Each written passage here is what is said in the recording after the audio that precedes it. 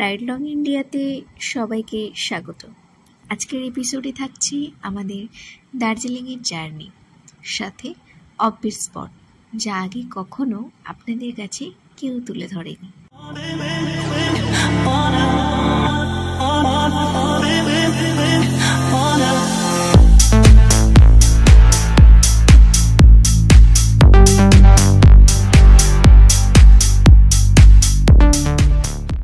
আমাদের এই জার্নিটা ছিল 2 রাত 3 দিনে। প্রথম দিন আমরা ছিলাম শিলিগুড়ি থেকে ক্লাউডভিলা হোমস্টে, যেটা আমাদের শিটংয়ে ছিল, এবং সেকেন্ড দিন আমরা শিটং থেকে ব্যাক করি দার্জিলিংয়ে আমরা যাই বাই তুরুক রোড দিয়ে NH 110 বাগঘোড়া।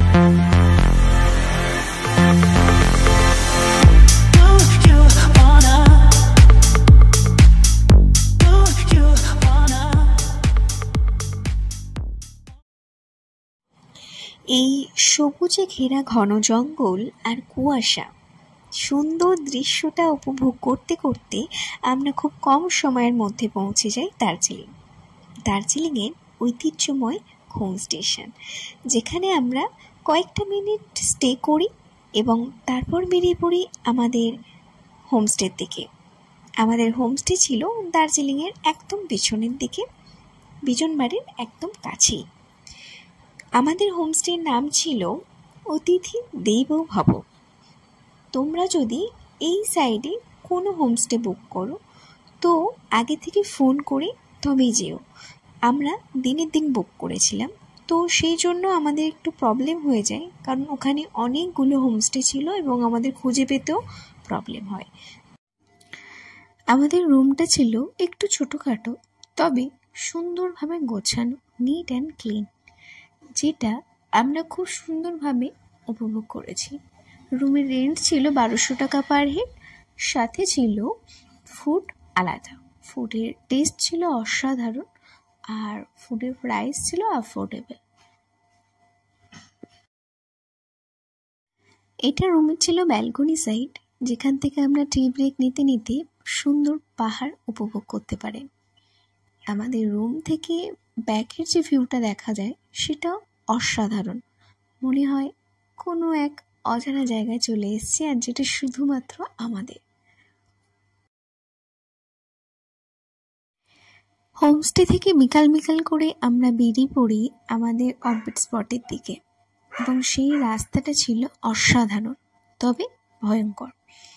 আপনারা যারা বাইক নিয়ে আসছেন তারা অবশ্যই ফার্স্ট গিয়ারে বাইক চালাবেন এবং থেমে থেমে রেস্ট নিয়ে বাইক চালাবেন, কারণ ওখান থেকে রাস্তাটা ছিল অনেকটা খাড়াই এবং বারে খাড়াইটা ছিল। তো যেখান থেকে যেতে যেতে আমাদেরই ব্রেক ফেল করে এবং আমরা অনেকক্ষণ ওয়েট করার পরে তারপরে যেতে যেতে প্রায় সন্ধে হয়ে যায়। আমরা যেখানে যাচ্ছি সেই জায়গাটার নাম ভালভাভাস স্কাইওক ব্রিজ, যেটা ভিউ অসাধারণ। আর আমরা গেছিলাম সন্ধে টাইমে। আপনারা যেতে চাইলে আমরা লোকেশনগুলো সবগুলো ট্যাগ করে দেব। তো এখান থেকে ভিউটা দেখতে অসাধারণ। চলুন।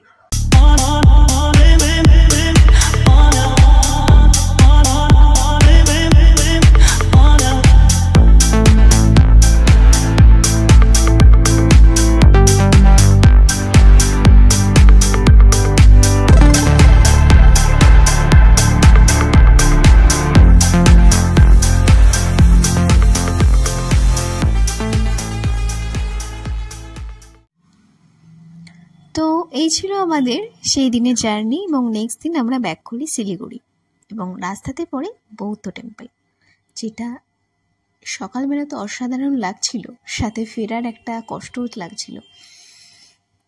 তো এইখানে এই পর্যন্তই। নেক্সট পার্টে থাকছে আরও কোনো রহস্য, আরও কোনো অ্যাডভেঞ্চার।